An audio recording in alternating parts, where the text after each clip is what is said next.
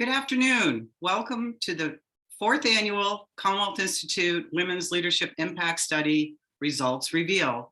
Very excited to share the results with all of you today and looking forward to that conversation. And as always, we encourage audience participation. So we'll talk about that in a few minutes. But again, welcome and good afternoon. And the snow is melting, so we're going in the right direction. It's my pleasure and privilege really to introduce today's business leaders. Sorry about that. I had a text. That's part of being virtual, right? It's really my pleasure and privilege to introduce today's business leaders who have generously given their time and their support to TCI, in particular today, to discuss the findings and share their perspectives on what still needs to get done in the whole world of women's leadership and advancement. So I'd like to start introducing Tricia Canavan, who's one of our top 100 women. She's Executive Vice President of United Personnel, and she's just moving to a different role, so she can tell you more about that.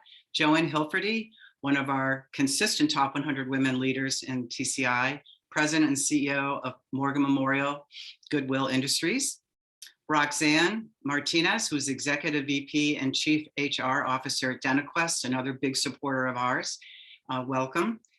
We have Nancy Stager, yet another big supporter of Eastern Bank. And Nancy, as most of you already know, is President and CEO of the Eastern Bank Foundation. And last but not least, Pallavi Verma, who is the Managing Director of the Boston office, or New England, I should say, of Accenture, and also a top 100 winner as well. And Trish Foster, our discussion leader for today. Many of you know Trish. She used to be at Bentley, and now today she will be facilitating the conversation.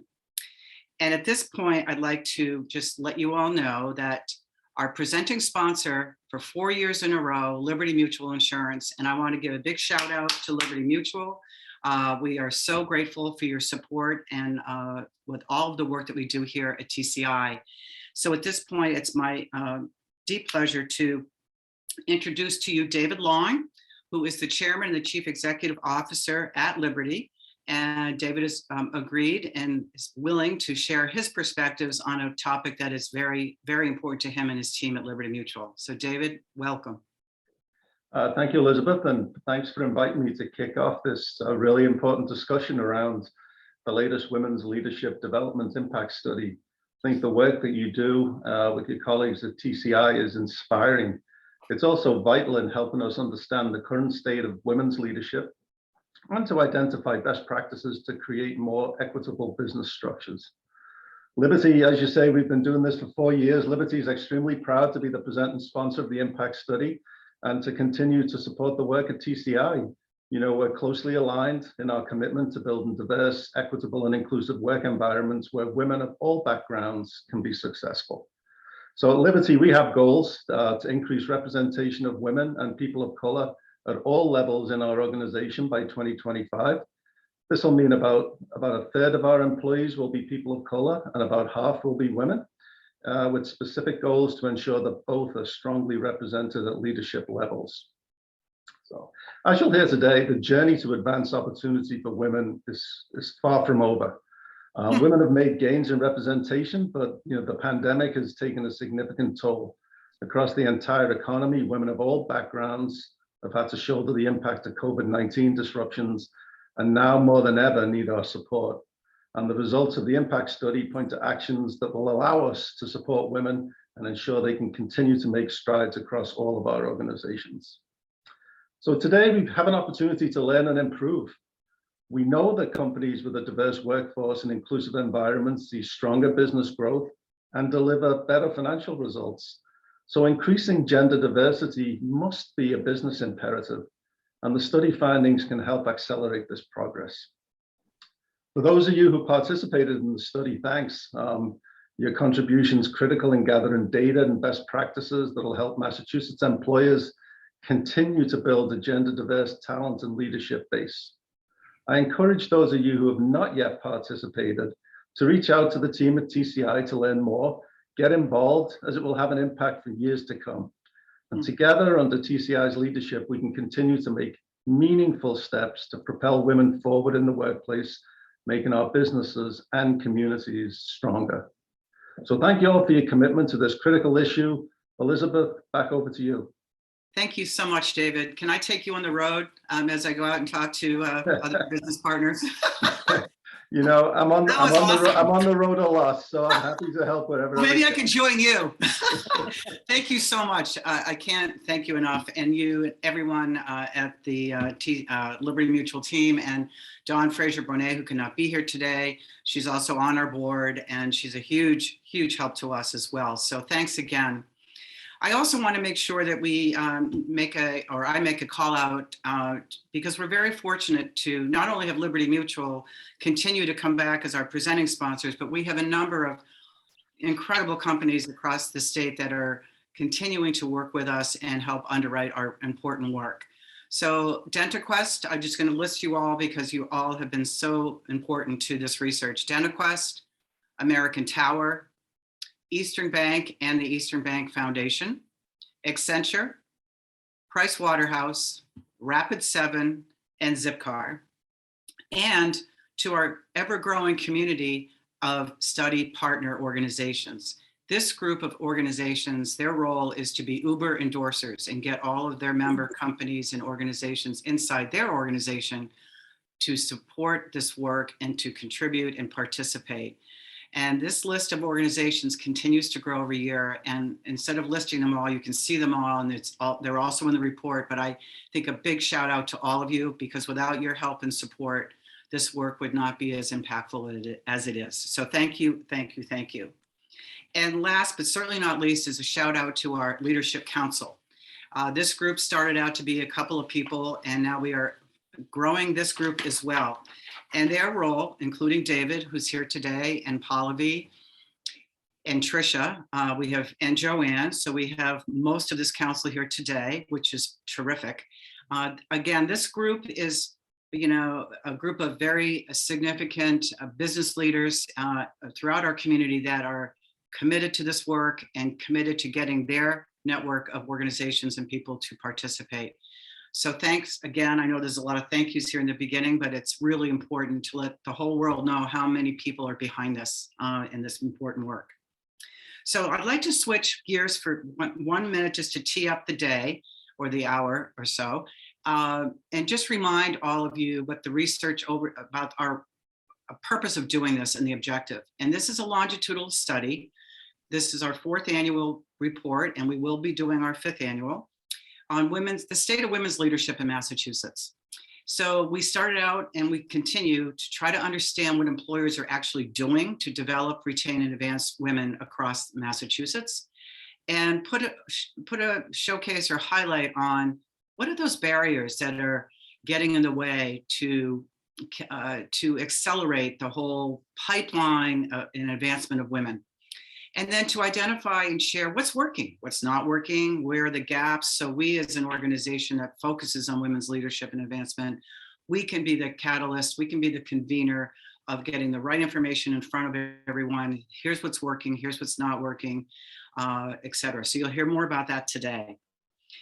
Today, the program has been designed, to spend a few minutes. Trish Foster, who I'll introduce in a second, she will review the results at a very high level and then facilitate a conversation with this esteemed group that you met a few minutes ago. The full report will be available at the end of this meeting. It'll be posted in the chat thing. And make sure that you use the chat function, post questions, you can upvote, whatever. And Lizzie, our Director of Marketing, and Liz Pacelli, our Marketing Manager, they will be keeping an eye on that, and we'll be sending questions over to Trish later on in the hour. So most of you, I'm sure, know Trish Foster. She's a very well sought after expert in DE&I, speaker, advisor, writer, and workshop facilitator. We've known Trish for a very long time. She used to be the executive director of the Center for Women in Business, which is now the Gloria Larson School of Women Leadership Business. But Trish has been so instrumental in helping us with this particular year and the report. And I just want to make sure that everyone gives her a big shout out. And Trish, I'm going to hand it over to you. You're on mute. You're on mute. Everybody's on mute. Hi, everybody. Thank you so much for that great introduction. And it's incredible to see some of you who I have known before and others who I'm just meeting for the first time today. So everybody, we are moving fast. I love these fast-paced programs that we've all gotten really good at participating in and making really productive in the 2 years that we've learned to be for a lot of us, fully remote or hybrid. So here we go. I am going to move really quickly through the highlights because the most important part of this discussion is with the expert leaders we have here today and also allowing everybody who is here as an audience member to get some questions in. And after all, you have the report. So that's why I'm also going to keep it high level. So we start right off in the report by going, okay, we have an increasing number of participants who are from women-led organizations, which is fantastic. And there's the hypothesis put right out there. So are women-led organizations more committed to women's advancement? We don't have a precise answer, but we have pretty good indication that the answer is yes, both from our own data and independent information that's out there that indicates that women-led organizations really do double down on not just support for women in leadership, but for diversity, equity, and inclusion in general. And so let's go a little bit deeper here. So we saw that women in executive leadership in our responding group continues to grow. That's the good news. The bad news, the disappointing news is that we're still seeing women of color really lagging. And so you see that in 2020, we were at 37% for all women in our study sample having folks on executive leadership teams. That goes to 45% proportion of women on leadership teams in 2021. Really good news, really nice growth. But then we see that in 2020, for women of color, they made up 6% of the executive leadership teams, and we only grew to 10%. And to continue with this theme, I think it's really good to give us a little bit of context around what's happening in the rest of the country. And so what this graphic that you see in front of you shows, again, is that 45% for our sample compared to about 30% for US companies. And then for women of color, we're at 10% with our sample. And for US companies, it's about 4 to 5%. You can round up to 5%, but you'll see some 4% out there as well in the data.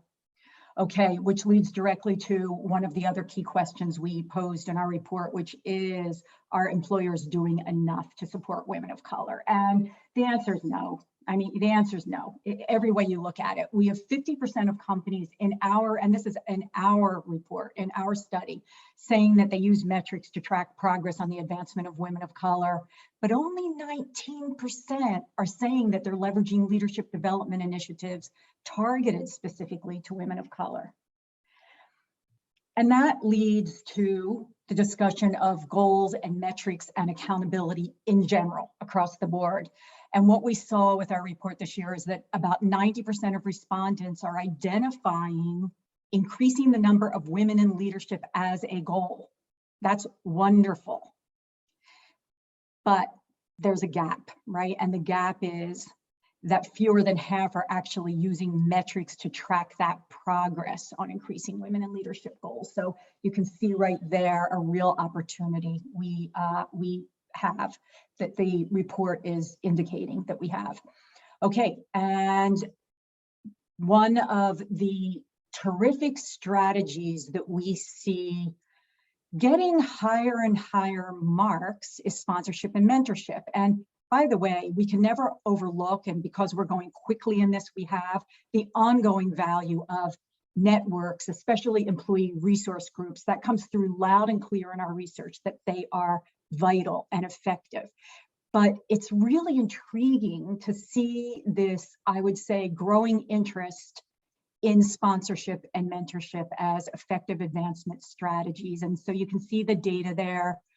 85% of respondents saying that sponsorship is effective, 94% saying that mentorship is effective. And again, I provided you with some national data, Fortune 500 companies, among them, 70% have formal mentoring programs. So again, compared to the national average, our respondents are more interested. But here's the interesting part about that that's going to come out in another slide.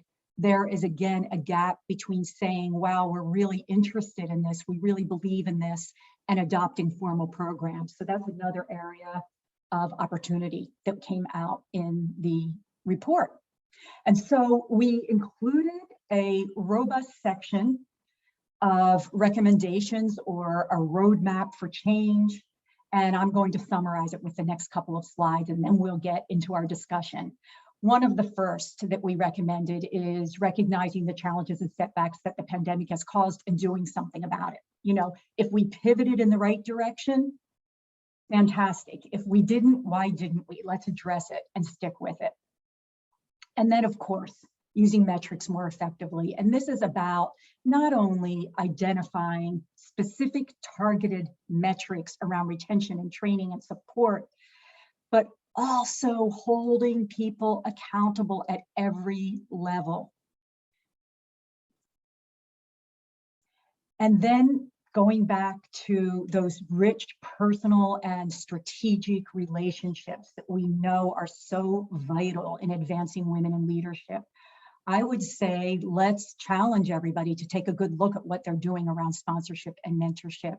And of course, a shout out to honor the differences between the two and to also honor the reality of your own business culture as you think about it, as you design programs, and as you implement them. We have to do more to address the needs of women of color in the workplace. And we provide quite a bit of information. And we again start with advising to define and implement and track progress. We also need to take more steps to reduce gender and racial biases in hiring and performance reviews. We need to do more with training.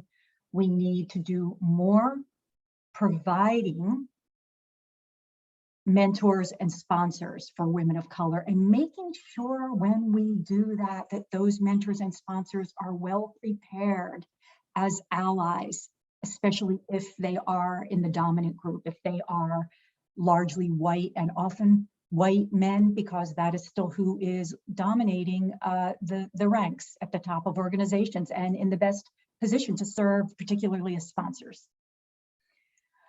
We also need to become more and more sensitive to the role of intersecting identities.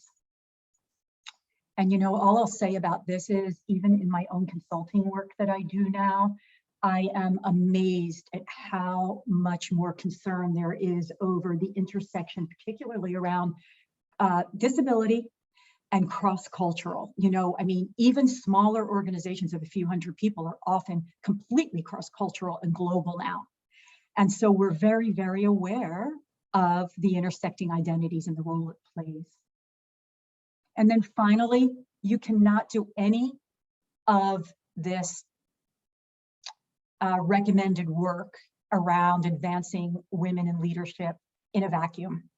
So step back, look at your broader culture, and take a really good, honest look at whether you are doing enough to nurture a culture of care, a culture that is inclusive, a culture where people can thrive. And we include some specific recommendations around that in the report. Okay, that I promised you a really quick summary, and I think I delivered it, which leaves us with ample time to talk. So again, it's fabulous to see your faces. I always have to say, I wish I were with you in person. I do this every day, remotely like we all do, and yet I miss being in person. Let's start right in. And because there are many of us and the time will fly, I'm going to say, let's say that we don't all need to feel obligated to answer every question, right? One or two people on each question is just great. If you feel that you are not getting your voice heard, heckle me. I love to be heckled. Okay. And with that, let's start out with this. How can we not start with the question of the pandemic? I'd really like to spend a few moments talking about it. We know that the impact has been profound over the past 2 years. We read every day in the headlines about burnout, about the great resignation, about the inordinate stress that women particularly have dealt with during this pandemic.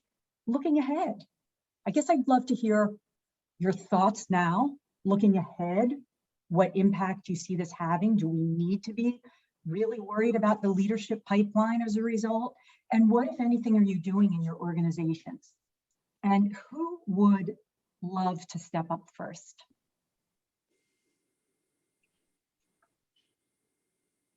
Joanne. Go ahead. Pallavi. Oh, sure. I think that the impact of the pandemic, so I'll start with that. I think in our organization, we saw it manifest in a couple of ways. We were already a somewhat remote working environment, given that many of our people were working at client sites. So that aspect of the pandemic didn't impact us as much necessarily. But what did were two things. One is around mental health, and the other is around childcare. And so we leaned in on both of those. One, in creating, for example, in Boston, we did not have a mental health ERG before the pandemic started. We got our entire Northeast leadership team trained on how to identify mental health issues. We had suicide training done. We expanded our child care benefits in a significant way during the pandemic so that people could leverage different organizations, as well as paying for some in-home childcare, et cetera, to really deal with the issue, particularly for women that were now having to try to balance children at home while they were trying to work at home. So those were some of the ways that we dealt with it. Obviously, it's an ongoing issue as we continue in a remote environment, but I particularly think that the mental health training was significantly helpful to us, just to be able to be comfortable as leaders to say, hey, are you doing okay? These are the resources that are available to you if you need them. So those are just a handful of things that we did that I think was positive. Thanks so much, Pallavi. And that's really putting your money where your mouth is too, right? I use a lot of your research, Accenture's research in the work that I do. And I really love hearing how you took the work you do with your clients, the research you do, and put it into action by really walking the talk. Yeah. Thank you. Joanne. Go ahead, Joanne. So I think from my perspective, the leadership pipeline is a significant concern, not only as we look at women dropping out of the labor force, but also the number of retirements. And so we're having an increasing need for skilled, capable leaders, and need to be looking forward to make sure that we include women in that as they come back into the labor force. And that's going to be very important, not just now, but as we look forward. And I'm going to just comment from the perspective of Associated Industries of Massachusetts, where I'm chair of the board. We early on did a Boston Globe op-ed and have had a campaign that we call Pink Slip. How do we make sure we create as many opportunities for women to stay in the labor force or come back without falling back? Come back at the same level and get considered for promotion, get considered for those pay increases, get considered for the exciting new opportunities, as well as any man or any other person who might not have been in a position that they needed to step back. And so I think it's going to be important not just to talk about it now, but we are continuing that push.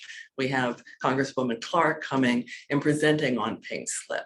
How do we make it the expectation for business that women will have those opportunities, and we're not going to apply what I've often heard is, well, we have HR policies. It's time to rethink those to not leave people behind. I do want to make another comment though, because I think a lot of the conversation, and Tricia, you mentioned it as well, about so many people working from home. I do think as we look at the study results and as we look at these steps, for those organizations, including mine, that have been essential services, who've been open and operating throughout the pandemic or closed for 12 weeks at the beginning and then reopened.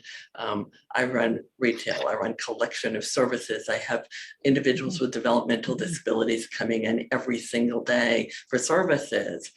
The challenges are somewhat different. I've been back in the office for 1.5 years. And so the challenges of those businesses have been often, how do you in this period keep people safe, keep staffed, continue to deliver services? And so there's somewhat different challenges, and I want to make sure that those parts of the economy that are in that situation aren't left out of this conversation, because their challenges are a little bit different.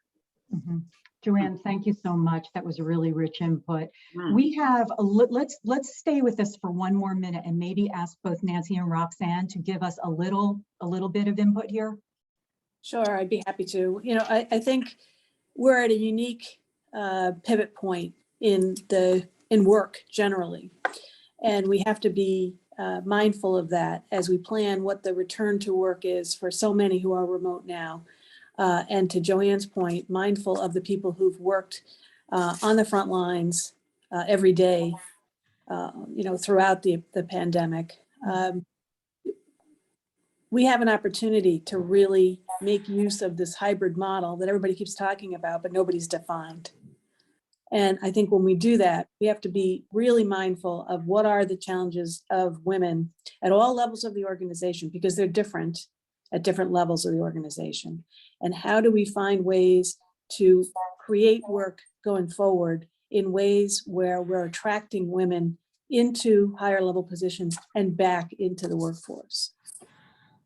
Thank you, Nancy, so much. Roxanne, I know that you have specific information around burnout and attrition or specific experience from your company. Can you tell us a little bit about that? Yeah, so we, throughout the pandemic, we're using pulse surveys on a pretty frequent basis. When things kicked off and we sent everybody who could possibly go home, we started asking about your disposition. And we were asking about personal disposition in these surveys to get a sense of where can we meet our employees at in terms of our programming, their needs, and what it would take to set them up for success while working from home. Those surveys, the rich data came in, and we used the weather patterns. So we used sun and we used storms. You could be extra stormy or extra sunny and somewhere in between, just the middle mild. Our employees' disposition changed over time, but what we started seeing in the survey comments was about the exhaustion factor of the coexistence of life and work at home. And our programming started becoming more focused on the balance of life and work activities and more conversation about well-being resources that talked about taking care of yourself to take care of others, accessing resources from EAPs, and a complete overhaul of our well-being programming. Also coupled with partnership with our ERGs, who blended programming into specific events. So our African-American Black ERG called DAN, they actually did a guided meditation as one of their Black History Month activities in terms of trying to further the conversation about burnout and stopping attrition, while simultaneously we put leadership in the forefront of being able to have stay conversations with people they thought at risk and then encouraged it to go deeper into the organization. I do want to comment and go back though to something that there was growth at one point prior to the pandemic in certain fields, right? There was an encouragement of women in STEM, and that still continues. And with DentaQuest being associated with the dental industry, we've also had a unique platform where we're looking at the way that we encourage more women to come into post-pandemic, the dental industry, despite the burnout there.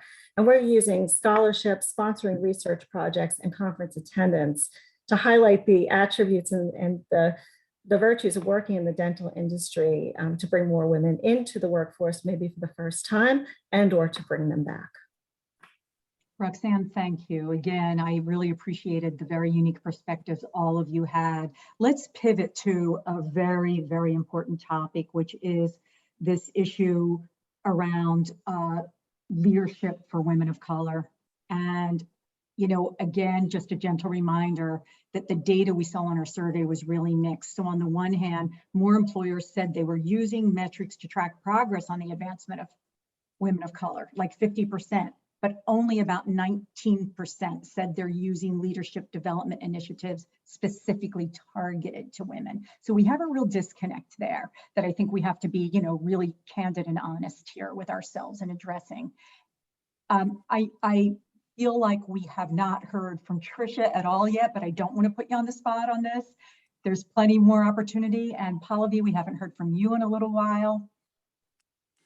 Who'd like to? I'm happy to address that, but I wanted to just add, if I could, on the previous point. I think that we need to be very mindful of the fact that the women's labor force participation rate is down to where it was in the 80s. Right. And I am hopeful, though, that when we talk about taking the long view, workers have a lot of power now in ways that workers did not before the pandemic. And I think that some of the great programs that have been referenced by all of the participants in this Zoom are things that will carry forward and hopefully make a workplace that is more balanced, that is more supportive of women, so that down the road we may see that while the pipeline might be shaky for a little bit, that maybe we will see positive outcomes for women, because we do recognize the importance of balance, of childcare, of all those sorts of things. And I would also like to add, I think I'm struck by, there are some very large corporations that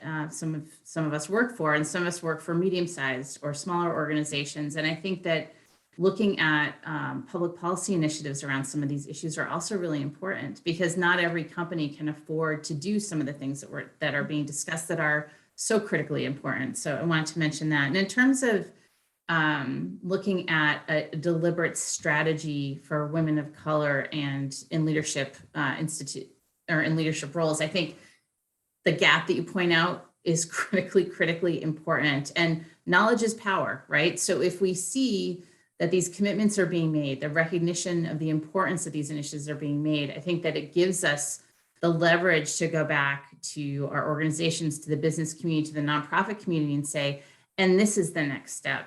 This is the next step. And I in terms of the sponsorship and mentorship, I personally feel that I've benefited from that tremendously. And I was so struck by it, with respect and gratitude, it was older white men who brought me to tables that I wasn't invited to before. And they were the ones that invited me and put me forward. And I think that looking at that experience for me, I think it's how do we then pay it forward as female leaders, and how do we encourage the codification of some of those more informal strategies to address that gap that you identified. So the research is amazing, and I look forward to how we're going to leverage that going forward. Thank you. Pallavi, yes, I'd love to hear from you. Yeah, I think a couple of points related to the mentoring and sponsorship. I think that's absolutely critical in enabling women to be successful and growing them. And I'll talk a little bit about what we do. The first thing, though, I would say is it's really important to have goals and have transparency around the goals. So for example, you all probably know that we set out a goal to be 50-50 by 2025.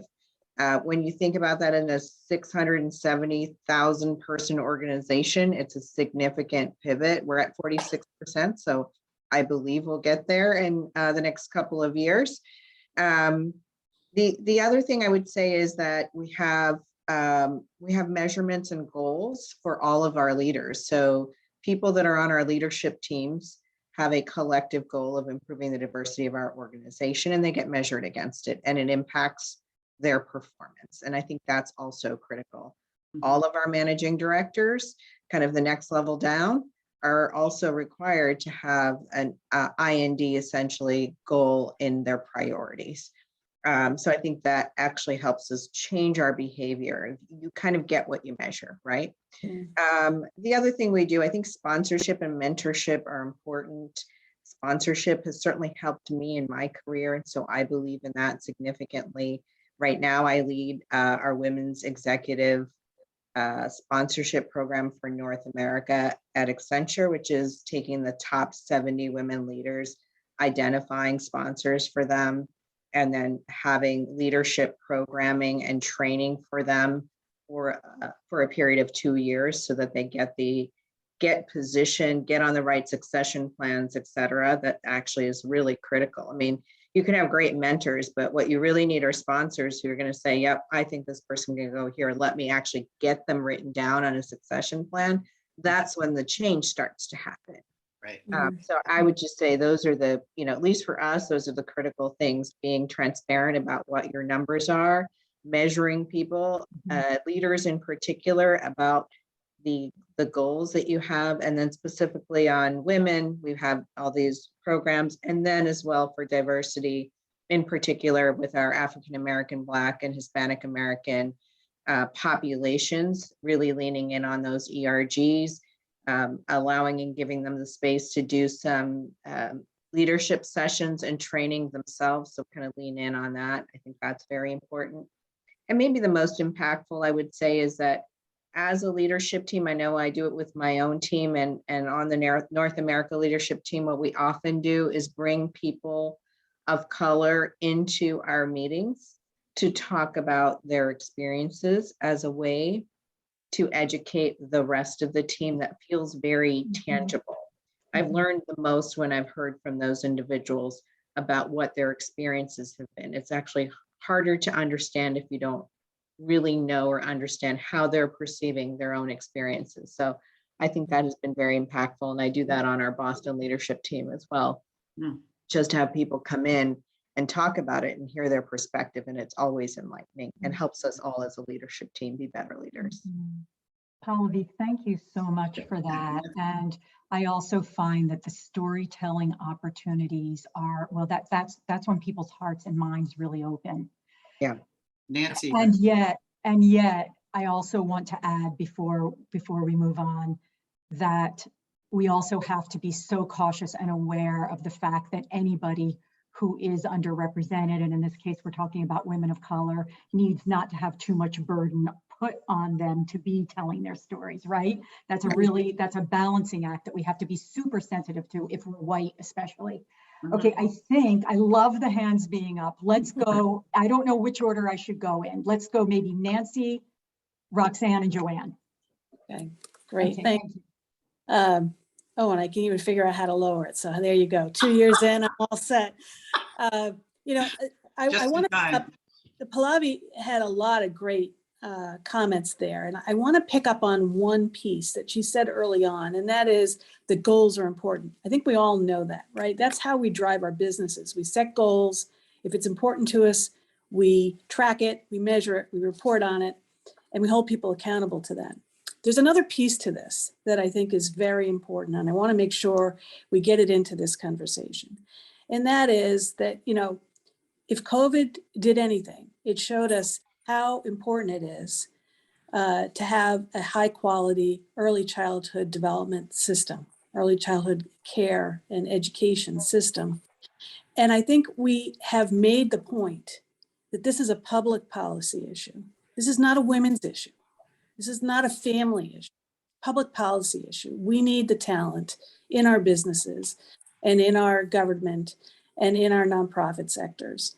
And I think holding our legislators and elected officials to task about the public policy implications of early childhood development is critical to our success going forward. And as we plan the future of work and we plan what the next 5 or 10 years are going to look like, we really have to be pushing this point. And I encourage every person on this call, whether you're on the panel or an attendee, to really think about how do we hold our public officials accountable for pursuing early childhood development as a public policy issue. It's great that Governor Baker has put into his budget substantial funds, but it's still not enough to do what really needs to be done.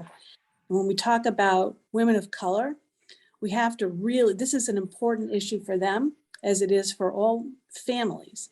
And I think we want to make sure that when we're talking about goals, that we're not just talking about goals for managers within companies.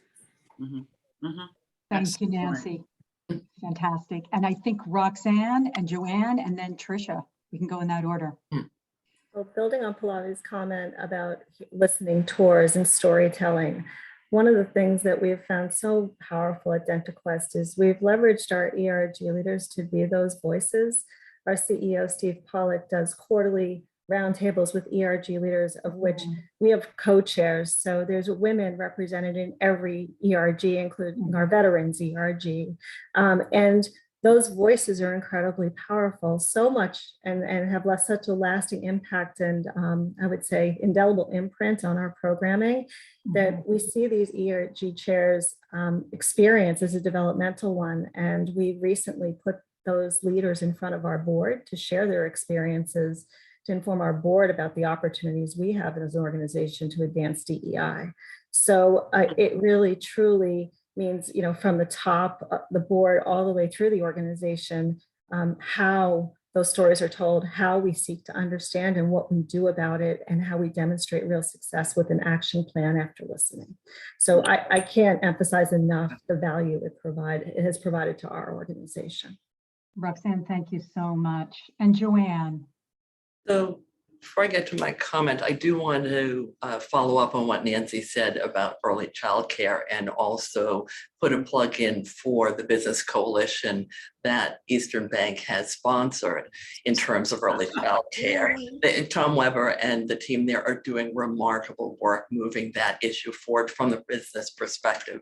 So if you're not engaged in it, I would encourage everyone to be. It's a really important work that means a lot, not just for women who are in leadership roles, but I work with women trying to transition off welfare. And if you can't get childcare, you can't go to work. Can't do it, yeah. Critical issue. Absolutely. Thanks, Joanne. Welcome. You can't plug it, but I can. But the point I wanted to make is, I think as we're looking at strategies, we've been careful in the survey to go out to more businesses. And the perspective that I hear on this call is very important, but they're very large organizations. So Accenture, Liberty Mutual, Delta Dental, DentaQuest, they're very large organizations, and the tools they have available are different than smaller. So in the Massachusetts economy, looking from the perspective of AIM, I run an organization with 400 employees. I'm considered a large employer. I don't have, what's it, 670,000?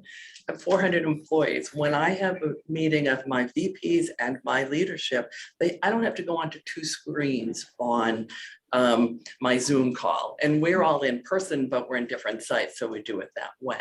So the kinds of strategies that we can employ are different than the strategies in very large organizations. But in terms of number of employees collectively, and number of opportunities, they're tremendous. So I do think it's important that we start thinking not just of strategies for large corporations, but smaller ones. And again, I'm considered large in the Massachusetts economy. I think one of the reasons that sponsorship and mentorship are important is that you can do that at whatever size organization you have. You can't do a program for every category because of the number, but sponsorship and mentorship you can do, and they may be a little less formal. We do it as a collective. We're looking at what are some opportunities, who's up and coming, who hasn't had that opportunity? Whether I'm going to advocate in Washington and I've got a leader who's never been walking the hills of Congress, which we'll get to do soon, it's the biggest day for them when they have a chance to do that and be part of that. So I think thinking about how we measure for large and small may be important, and maybe encouraging strategies that work for smaller organizations where there are really tremendous opportunities for folks to move up. So I really urge us to think about that and encourage opportunities across the economic spectrum. Right. Joanne, thank you. That's just right on. Amen. Tricia. I wanted to underscore Nancy's point. Also, you know, I think when we talk about policy recommendations and changes, early child care and early childhood education is critically important. What I wanted to underscore is that not only is it important for our economy and for people to be able to access jobs and the opportunities to ensure financial stability for their families by, you know, being able to work full time, it's also a very, very important equity tool for our kids. And you know, the inequity in early childhood educational experiences in Massachusetts is huge. And we know that the investments that we make in early childhood yield incredible results for our kids. So it's something I feel very, very strongly about and passionately about. The research really illustrates in very meaningful, measurable ways why this is important. So I wanted to thank Nancy for specifically calling that out. Tricia, thanks. Thanks for Thank you, affirming Tricia. all of that. I would love to go to some audience questions that have been coming in. And by the way, folks out there, if you have a few more, feel free to put them in the Q&A. Let's start with one person's question, which is, have we looked at the differences of growth needs between early tenure versus mid-career population and women in the women's leadership pipeline? Great question.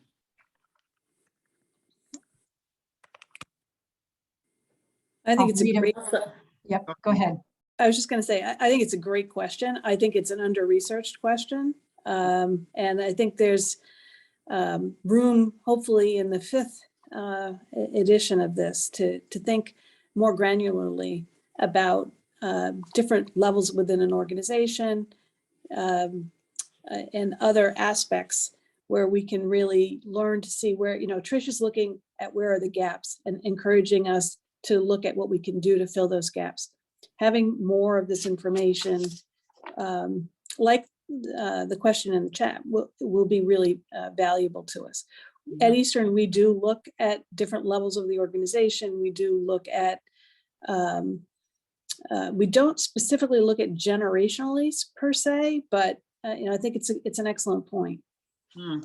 It really is. And I was thinking about how we know the data definitely tells us that in STEM and in tech, right, where the issues have been so profound, that one of the important factors that moves the needle is making sure we have equitable access to skill building at those lower levels. So that's just one other thing I would throw in. We do know that. Let me go ahead and take a look at another question. Joanne, sorry. Joanne, I'm sorry. Go for it.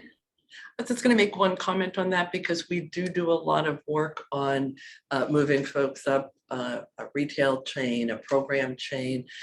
What I've found is that if you just post a job, that men will apply, and you have to really pull to get women to apply. I'm not ready, I'm not sure. I mean, we read about it, but I see that every day. So adjusting your practices to really make sure that everyone's been asked, not just those raise their hand, becomes very important in women having opportunities to step up. And we see again and again, we did a lot of promotions at those levels during the pandemic as people came, stayed, and stepped up. But had we not asked everyone, we would have had a very different pattern. Interesting. That's really interesting. You know, I think that's one of the things, not to put a plug in here, but I think that's one of the things that TCI does a good job of. It really, you know, the programs are designed to help women to realize you don't have to have, if there's 10 things that are required, you don't have to have all 10 things. Because often men look at that and go, well, I got half of them, I'll learn the rest, you know, and I think there's a hesitancy, and not in every woman, of course, that's a gross generalization, but in too many women, I think they have to have it all in order to be able to even apply. Right. And the act of applying, whether you get that job or not, still puts you in consideration sets for other opportunities. And so, you know, we really, you're 100% right on the money, Joanne. We need to be encouraging women to be looking at those in ways different than they do ordinarily. Yeah, and if I could just quickly add something there, that you know, Joanne and Pallavi's remarks about sponsorship, that ties directly into having tried true actual sponsorship programs versus we got that, yeah, sure we do, and holding ourselves accountable, because that will help pave the way, Joanne, to your point about making sure that everybody is invited to the dance. Yeah, interesting. Thank you, Elizabeth. No, thank you. That's great input. Roxanne. I'd like to just build a bit more on the sponsorship and mentoring, particularly the programmatic side. Joanne, I'm absolutely hearing you, because I don't think every company is in the same position to have those formal programs established. Everybody is along, I would say, a different path on their diversity, equity, and inclusion journey. And all companies of different sizes, profit, for-profit, nonprofit, you may just not have the financial resources to do that. And DentaQuest is in this unique position. We have been contemplating mentorship and sponsorship programs, but we're not there yet. So we've placed a heavy reliance on organizations like TCI through our women's leadership programming to informally encourage and anticipate that the people who are doing executive coaching will serve as informal mentors at the conclusion of those programs. We're seeing that happen. It's actually working really well for our women leaders, and we're able to bring back some of those coaches or trainers on a recurring basis, so they're available for questions. And it may not be as, frequent as a person might like, but we're trying to find resources available through this TCI partnership. I really love that shout out for TCI. It's well deserved. So thanks for reminding me. And I didn't ask them to do it either. I know. We Full can all disclosure, talk about it. I haven't paid anybody. Hey, Pallavi. I was just going to piggyback off of something I think, Nancy, you might have been saying, which is around women and not always wanting to step up and say, yep, I'm ready for the job. It's particularly exacerbated for women of color. So it's even more extreme, and there's cultural issues, there's the other issues that we need to deal with. So I just wanted to point that out as we are consciously looking at how do we bring up more women to recognize that there's even a difference, right, with the women of color on that point. Absolutely. Maybe For to sure. shout out on Tricia's comments about intersectionality also for women who are immigrants, women with disabilities, women from the LG communities. It's huge. Yeah, I don't mean to monopolize, but I want to give one really key example to what Pallavi is talking about. I promoted someone who's Latina, and about a few months after she was promoted, she came and asked me, "Did you promote me into this role because I'm Latina?" And I think, and it wasn't, it was because I had full confidence that she would be able to work effectively and outstandingly in the role. And I think we have to be very mindful of that kind of sentiment that can undermine someone's ability to do the work and to contribute in the ways that we know they can contribute.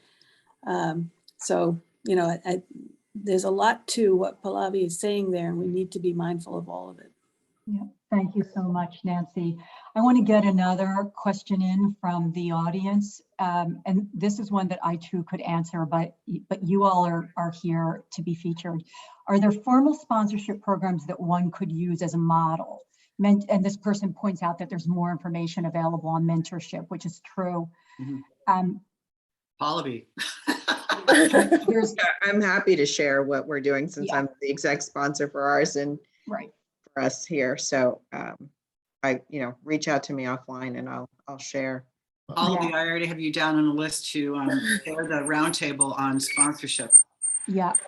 And to this person, you're welcome to find me on LinkedIn as well. I have a lot of work I've done on this, so I could point you in the right direction as well. And then there's another one here: as we build these policies that help women balance their work, personal life, how do we make sure that many of the men who lead these companies and impact hiring don't see the women requiring this flexibility as difficult hires or bypass them for positions?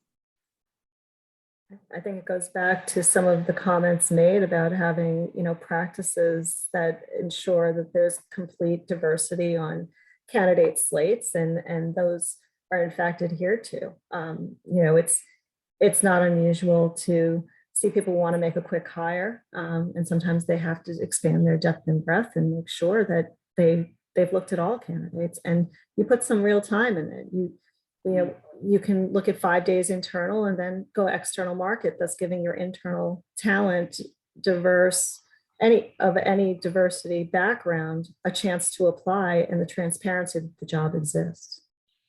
I also think it's about education and measurement, right? I think that, you know, I think people would recognize that everybody may have stereotypes of one type or another that we need to confront, right? And so if you're a hiring manager and you're thinking, oh my gosh, this person is going to need flexibility or whatever, I think it needs to get back to, are they doing the job? How do we measure? It's not about FaceTime. It's about, are they delivering? Are they hitting their metrics? And that is a really powerful argument. And I think it's a mindset shift for a lot of people, but I too think that this is going to be one of the positive impacts of the pandemic, is that we will change the way that we evaluate the success of someone working. I have long felt that we as a society don't recognize the power of people that need flexible schedules. And when they're given that, they will knock your socks off because they're so grateful for the interesting work that allows them to the flexibility, whatever it needs to be. Aging parent, writing the great American novel, taking care of your kids, whatever it is, you know, let me do both. And I will show you with loyalty and performance what that means to me. Amen. Another piece of that is also building the social network so that the senior leaders are meeting people, and they're not they over there. They're not those people who need flexibility. They're my people who need flexibility, and I need my people to do their best work. Awesome. Absolutely. Elizabeth, I sadly am looking at the time. I know, I really, as I'm we're gonna- doing this, I thought this should have been an hour and a half, but anyway, but that's a good problem, right? You're all just terrific perspectives. Trish, thank you so much for facilitating the conversation and for writing the report, which will be posted. It's right here. And you all can get a copy and download it. Of course, we're not printing in this environment. But again, the report will be pushed out in social media and all sorts of places, but all of you who have signed up for today, you can get that report. And if you're weren't able to be here, it'll be sent to you. Relative to next steps, as far as TCI is concerned, we plan to organize and convene a group of roundtable discussions throughout the rest of the year. And Pallavi, I'm already signing you up to hopefully to at least co-chair a roundtable discussion on sponsorship, what works, what doesn't work, and best practices. But we will be hosting a number of these, and hopefully this group will help facilitate those all around, you know, focusing on the roadmap for success. And of course, sponsorship and mentorship are part of that, because we want to make sure that we are moving in the direction to increase the impact of all these efforts, and that we are measuring our success and making stuff happen versus just talking about it. So we're very excited about the momentum that this particular report has generated over the last 4 years. And I hear you all loud and clear. The 5th year, I think Nancy, I think you brought it up as well, that we want to do a deeper dive on the different levels of management and leadership, and also doing some comparative study work around large, I think Tricia, Canavan, you brought up large, medium, and smaller companies. So we're excited about that, and it'll be our 5th annual. So we'll have enough benchmark data, which I think will really be helpful to us. And those of you who know me, I have 2 more things to say. One is I want to make sure that we do another big shout out to all of you, business leaders. Thank you very much for this conversation, and to all of our sponsors that we talked about earlier, and our business partners. Without all of your help and work, we could never, let me see, yeah, okay, let's take that quiz. You know, so I just want to make sure we thank everyone again, because it's so critically important that our sponsors and all of our business partner organizations get the big shout out that they truly deserve. And without your help, we couldn't pull this off. And last but not least, I'm so excited to make this announcement. We are going to have our first in-person event in 2 years. It will be May 11th. It's my anniversary. Anyway, I think. Seriously, we're having our 6th annual town hall breakfast conversation at the Seaport Hotel, May 11th, 7:30 to 10. You will all, I think the campaign's starting this afternoon. I think Liz or Lizzie will post the invite in the chat. but we have an incredible group of business leaders. Liz Walker will be moderating again. And we have Bob Higgins, who's the president of Brigham. We have Jackie Jenkins Scott, who's the interim president at Roxbury Community College.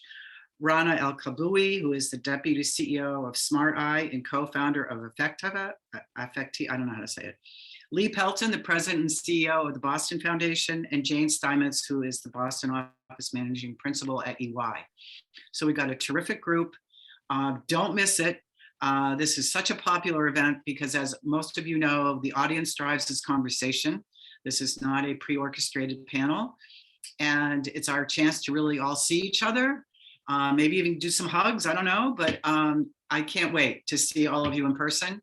And it looks like Lizzie just shared the invite, and I think the report as well. So again, thank you. We're over by 2 minutes, but that's not bad. Cannot thank you all enough. And I hope you have a rest of the great day and also the weekend. And the snow is definitely melted by now. So we're in good shape. Thanks again to everybody. And we'll see you soon, May 11th. Don't miss it.